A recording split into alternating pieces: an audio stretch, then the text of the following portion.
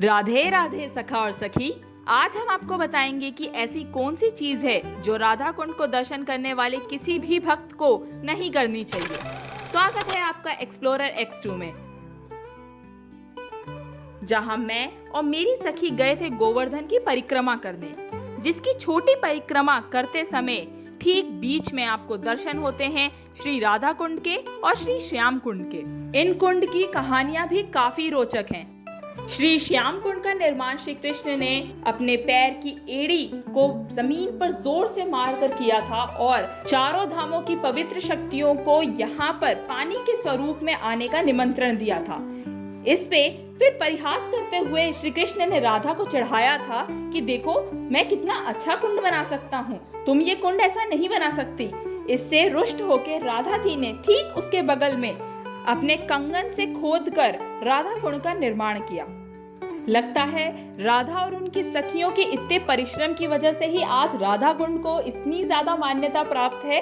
मैं और मेरी सखी सुबह के समय ही बड़ी परिक्रमा पूरी कर चुके थे और रात्रि के समय छोटी परिक्रमा कर रहे थे। तो जब हम राधा कुंड तक पहुंचे तो हमें इतनी थकावट हो चुकी थी कि हम जब राधा कुंड में गए तो हमने तुरंत ही अपने पैर राधा कुंड में डाले और मानो इतनी शांति और पूरी थकावट वहीं के वहीं खत्म हो गई हो, जैसे राधा रानी ने अपनी बहुत कृपा दिखाई। पर यहाँ आती है एक बहुत मुख्य बात जिसके लिए आप ये वीडियो अभी तक देख रहे थे। हमने जब राधा कुंड में पैर अपने डाले, राधा कुंड के जो जल था उसे अपनी आंखों पे लगाया, उसका नमन किया, तब हमारी नजर गई थी एक सामने दीवार पे लिखे चेतावनी पे, जिसपे साफ साफ लिखा था कि कृपया अपने पैर श्री कुंड में ना डालें।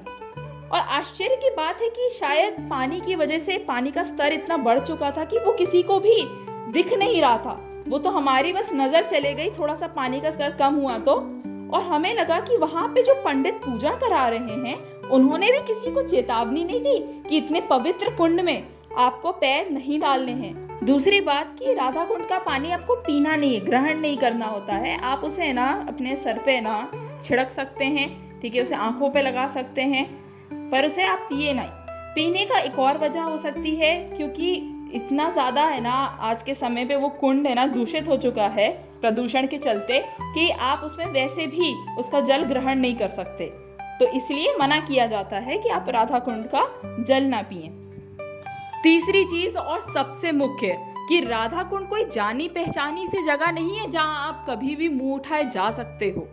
राधा कुंड में आप राधा रानी के प्रति एक भक्ति भाव लेकर ही जा सकते हो।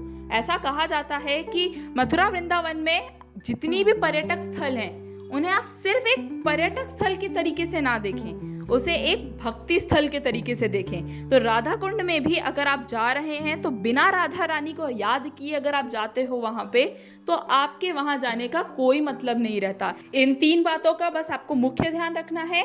फिर आप राधा कुंड के दर्शन करने के बाद श्याम कुंड के दर्शन करिए और अपनी गोवर्धन परिक्रमा पर आगे बढ़ जाइए। अगर आपको ये पूरी वीडियो पसंद आई हो और हमने अपने अनुभव से कुछ अच्छा आपके साथ व्यक्त किया हो तो इस चैनल को आप सब्सक्राइब कर सकते हो और वीडियो को लाइक कर सकते हो। इससे हमें बस मनोबल और प्रोत्साहन ही प्राप्त होगा। राधे राधे।